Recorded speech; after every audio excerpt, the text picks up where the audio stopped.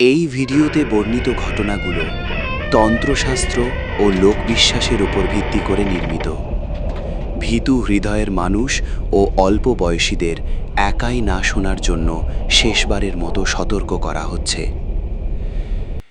রাত, গভীর রাত, যে সময়ে ঘড়ির কাঁটার শব্দ কানে এসে বিঁধে যায়। চারদিক নিস্তব্ধ, এতটাই নিস্তব্ধ যে নিজের নিঃশ্বাসের শব্দে নিজেই ভয় পেয়ে যান।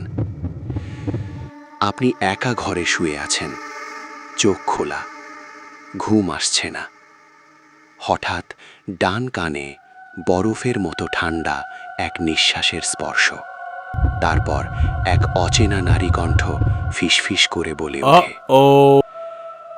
আমি তোমার সব ইচ্ছা পূরণ করতে পারি। এই মুহূর্তে আপনার বুকের ভেতরটা কি কেঁপে উঠল? হৃদস্পন্দন কি হঠাৎ অস্বাভাবিকভাবে দ্রুত হয়ে গেল? আপনি কি ভয়ে নড়তেও পারছেন না? নাকি মনের গভীরে এক নিষিদ্ধ লোভ চুপি চুপি মাথা তুলে দাঁড়াচ্ছে? তন্ত্রশাস্ত্রে বলা হয়, যদি কখনো এমন কণ্ঠস্বর ডান কানে শোনেন, তাহলে আর সন্দেহ নেই, সে এসে গেছে। তার উপস্থিতি দেখা যায় না, কিন্তু অনুভব করা যায়। তার নাম কাল পিশাচিনী। সে মানুষের কানে কথা বলে, ভবিষ্যৎ দেখায়, গুপ্তধনের স্বপ্ন দেখায়, শত্রু ধ্বংসের রাস্তা খুলে দেয়।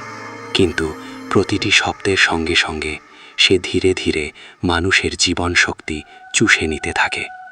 একদিন যখন বোঝা যায়, তখন আর ফেরার রাস্তা থাকে না।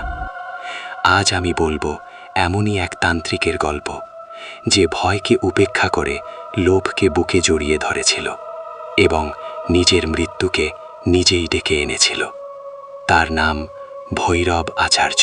কাল পিশাচিনীর ইতিহাস। সব আত্মা ভূত হয় না। যে নারী অসময়ে মারা যায়, অপমানে আত্মহত্যা করে, প্রেমে প্রতারিত হয়, তার আত্মা জন্ম নেয় পিশাচিনী রূপে। পিশাচিনী সরাসরি চোখে ধরা দেয় না। সে মানুষের শ্রবণ শক্তির মাধ্যমে প্রবেশ করে। সে প্রথমে বলে, আমি তোমাকে ধনী করব, আমি তোমাকে শক্তিশালী করব।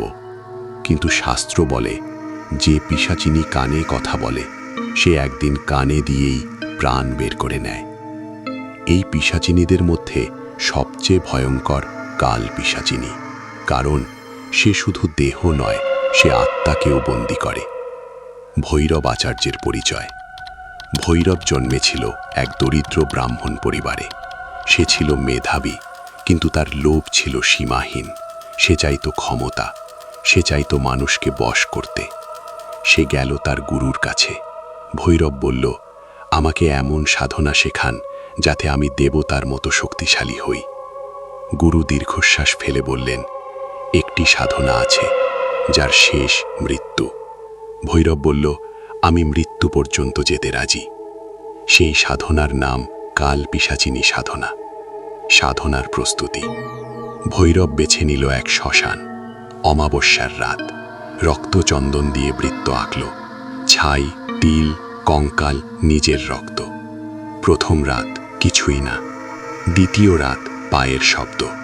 সপ্তম রাত নারীর হাসি। সে চোখ খুলল না। 21তম রাত আসলো। আবির্ভাব। হঠাৎ আগুন নিভে গেল, হাওয়া থেমে গেল, ডান কানে নিঃশ্বাস। এক কণ্ঠ বলল, ভৈরব, আমি এসেছি। তার সামনে এক সুন্দরী নারী, কিন্তু তার ছায়া নেই, তার চোখ সম্পূর্ণ কালো। সে বলল, আমি কাল পিশাচিনী, শক্তি ও পতন। সে ভৈরবকে দিল গুপ্তধন, ক্ষমতা, শত্রুনাশ।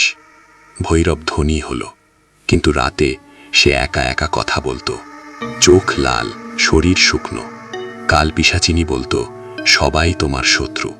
তার মন ভেঙে পড়ল। ভয়ঙ্কর শেষ। এক রাতে সে চিৎকার করল, ও আমার প্রাণ নিচ্ছে। তার কান দিয়ে রক্ত বেরোলো। সে শেষ কথা বলল, গুরু ঠিকই বলেছিলেন। তারপর নিঃশব্দ মৃত্যু। সতর্কবার্তা। আজও বলা হয়, অমাবস্যার রাতে ওই শ্মশানে ফিসফিসানি শোনা যায়। তন্ত্রশাস্ত্র বলে, কাল পিশাচিনী কখনো মরে না, সে খোঁজে তার পরের শিকার।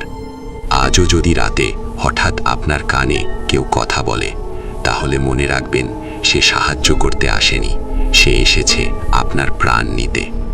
শেষ লাইন: যে শক্তি সহজে সব দেয়, সে শক্তিই মানুষের সব কিছু কেড়ে নেয়। তো ভিডিওটা এই পর্যন্তই ছিল। কেমন লাগলো ভিডিওটা জানাতে ভুলবে না। আর তুমি যদি কোনোদিন চান্স পাও তো তুমি কি কালপিশাচিনীকে ডাকবে ধনী হওয়ার জন্যে? কমেন্টে জানাবে, আমি কমেন্ট পড়ে দেখব।